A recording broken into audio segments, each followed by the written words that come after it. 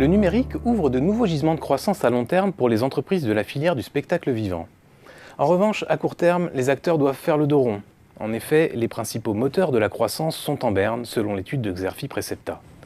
Deux chiffres pour l'illustrer. D'abord, depuis 2014, les producteurs voient leur chiffre d'affaires très peu progresser, en hausse de seulement 0,2%. Ensuite, les gestionnaires de salles doivent composer avec un déclin de leur activité, leur chiffre d'affaires se repliant de 0,6% sur la même période. Plusieurs éléments sont à l'origine de cette situation. Citons notamment la stagnation de la fréquentation des salles, la baisse des subventions publiques ou encore le plafonnement des prix des billets. Toutefois, le tableau que je vous dépeins de la filière du spectacle vivant n'est pas si noir, car en effet, les mutations numériques sont telles qu'elles sont en train de bouleverser de fond en comble ce secteur, tout en lui ouvrant de nouvelles perspectives de croissance, comme nous le verrons. Mais d'abord, la transition numérique provoque l'arrivée de nouveaux acteurs. Depuis quelques années, de grands groupes investissent ce domaine en menant des stratégies d'intégration verticale d'envergure, afin de capturer une part importante de la valeur.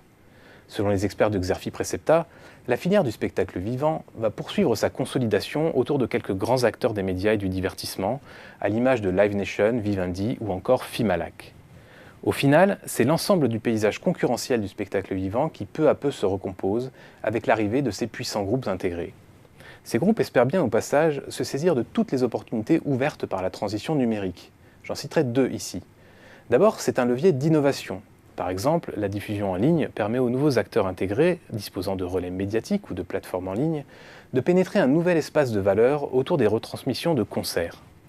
Autre exemple, la self-billetterie offre la possibilité aux organisateurs d'événements de personnaliser leur billetterie.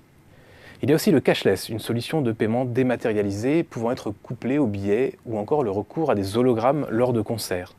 La transition numérique fait également de la data un levier de croissance incontournable à l'avenir. Aujourd'hui, grâce au big data, les acteurs peuvent exploiter les données collectées pour élaborer des stratégies marketing plus ciblées et personnalisées. C'est l'une des priorités de France Billet, qui a optimisé sa stratégie CRM avec l'aide de la start-up TinyClues. Au final, ces nouvelles solutions technologiques ouvrent la voie à de nouveaux acteurs et services ainsi qu'à de nouvelles stratégies marketing. Elles constituent aussi de formidables opportunités pour les opérateurs face aux difficultés conjoncturelles.